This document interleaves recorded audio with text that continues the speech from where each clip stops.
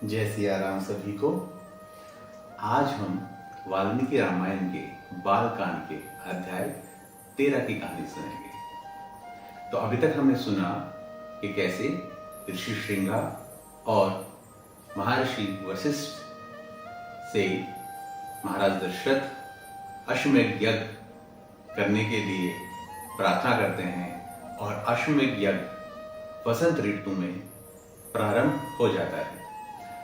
अब अश्वमेध यज्ञ को होते हुए पूरा 1 साल बीत चुका है और अब यज्ञ की दीक्षा लेने का समय है।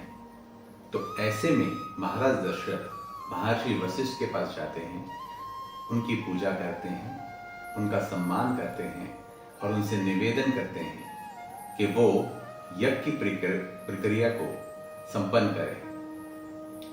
महाराज दशरथ की आज्ञा के बाद महर्षि वशिष्ठ सभी कारीगरों को, ज्योतिषियों को, नटों को, जो भी उनको जरूरत थी उन लोगों को आदेश देते हैं कि राजाओं के लिए जो भी यज्ञ में आएंगे उनके लिए महल बनाए जाए, उनकी सेना के लिए रुकने का उत्तम व्यवस्था की जाए, उनके हाथी घोड़ों के रुकने की उत्तम व्यवस्था की जाए, सभी के खान पान का ध्यान रखा जाए और जो भी जरूरत का सामान हो यज्ञ के लिए उस सारी सामग्री को एकत्रित किया जाए।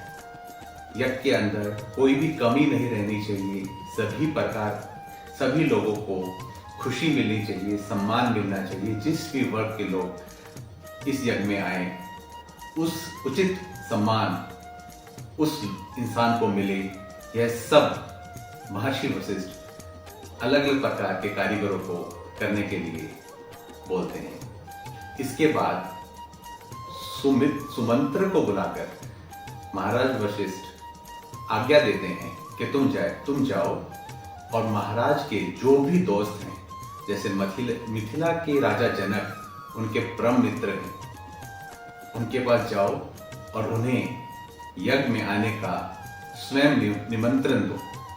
उसके बाद काशी के नरेश जो बहुत ही स्नेह रखते हैं हमारे राजा के लिए, उनके पास जाइए, आप स्वयं जाइए और उन्हें निमंत्रित कीजिए इस यज्ञ में आने के लिए। उसके बाद केकय प्रदेश के राजा जो हमारे महाराज के समधी भी हैं, उन्हें भी आप यज्ञ में निमंत्रण दीजिए कि वो अपने पुत्र के साथ वहां आए। उसके बाद अंग प्रदेश के जो राजा हैं रोमपद, वो तो परम मित्र हैं हमारे राजा के, वो भी आए और इस यज्ञ में शामिल हों। उसके बाद मगध नरेश, कौशल नरेश, ये भी महाराज के बहुत अच्छे मित्र हैं, ये भी आए यज्ञ में और यज्ञ में शामिल हों। इसके अलावा आप दक्षिण दिशा में जाइए, वहाँ के जितने भी राजा हैं जो हमारे लिए स्नेह रखते हैं उनको अनुरोध कीजिए इस यज्ञ में शामिल होने के लिए। पूर्व दिशा में जो भी राजा हैं उनसे अनुरोध कीजिए कि इस यज्ञ में आए। इसके अलावा अपने दूतों को भेजिए, जितने भी बड़े बड़े ऋषि हैं, गुरु हैं, हर प्रदेश के अंदर सम्मानित लोग हैं, वे सभी इस यज्ञ में आए और राजा को आशीर्वाद दें। यह सुनकर सुमंत्र अत्यंत प्रसन्न होता है और अपने दूतों के साथ सभी राजाओं के निमंत्रण में लग जाता है। जब सभी राजा आने लगते हैं तो वे महाराज दशरथ के लिए अनेक रत्नों का भेंट लेकर आते हैं और यह देखकर महर्षि वशिष्ठ बहुत खुश होते हैं। उसके बाद वे महाराज दशरथ से अनुरोध करते हैं कि हे राजन, सभी आपके मित्र, अलग अलग प्रदेशों के राजा आपके यज्ञ में शामिल हुए हैं, वे सभी सच्चे मन से आपको पुत्र कामना के लिए आशीर्वाद देना चाहते हैं। बहुत ही सुंदर यज्ञशाला बनाई गई है और उसमें सभी प्रकार के अनुष्ठान, खान पान, रहने का सबका बहुत अच्छे तरीके से ध्यान रखा गया है। आपसे अनुरोध है कि आप उस यज्ञशाला में चलिए और इसके बाद महाराज दशरथ अपनी रानियों के साथ ऋषि श्रृंगा को आगे कर यक्षशाला में आते हैं। इस प्रकार से आज की कहानी संपन्न होती है।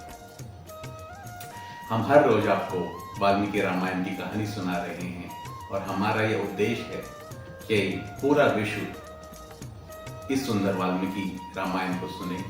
आप सबसे निवेदन है कि आप हमारे पेज रामनगन यात्रा को फॉलो कीजिए, शेयर कीजिए और इस पे कमेंट कीजिए ताकि हम इसको और भी अच्छे तरीके से लोगों तक पहुंचा पाएं।